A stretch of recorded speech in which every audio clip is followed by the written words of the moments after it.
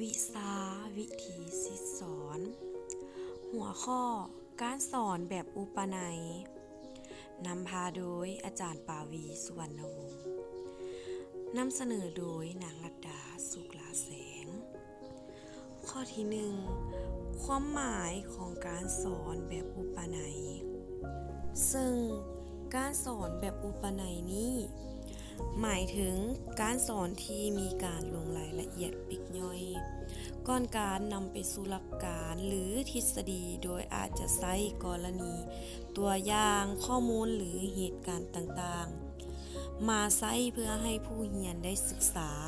วิเคราะห์จนสามารถสรุปเป็นหลักการของตนเองได้อย่างถูกต้องข้อที่2จุดประสงค์แม่นเพื่ออยากให้นักเรียนได้ฝึกทักษะการวิเคราะห์สามารถเข้าใจหลักการหรือปัญหาสำคัญได้ด้วยตนเองเฮ็ดให้เกิดการเรียนรู้เกี่ยวกับหลักการแนวคิดหรือข้อมูลต่างๆที่เข้าใจข้อที่3ขั้นตอนของการสอนแม่นจะแบ่งออกเป็น5ขั้นคือ 1. ขั้นเกี่ยมขั้นนี้ผู้สอนจะต้องกำหนดจุดมุ่งหมายในการสอนให้แก่ผู้เรียนอาจจะเป็นการแบ่งกลุ่มหรือบรรยายให้แก่นักเรียนฟังข้อที่2ขั้นสอน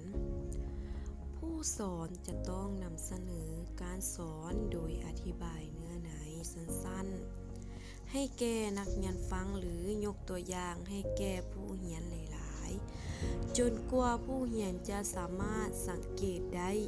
และหาข้อสรุปได้ด้วยตนเอง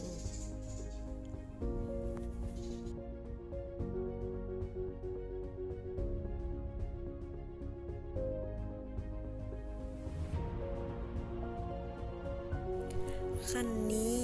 แม่นอาจจะให้ตัวอย่างให้แก่นักเรียนพิจารณาหรือเหตุการณ์ทดลองใดหนึ่ง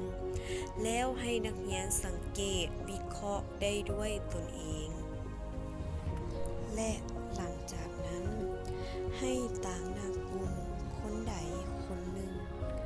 ขึ้นมาสรุปเกี่ยวกับบททดลองที่ได้เฮ็ดผ่านมา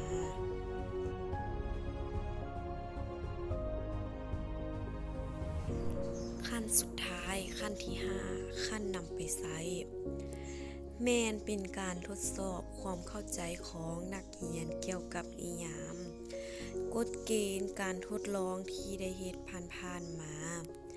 อาจจะเป็นการลุกตอบคำถามหรือนำไปแก้บทฝึกหัด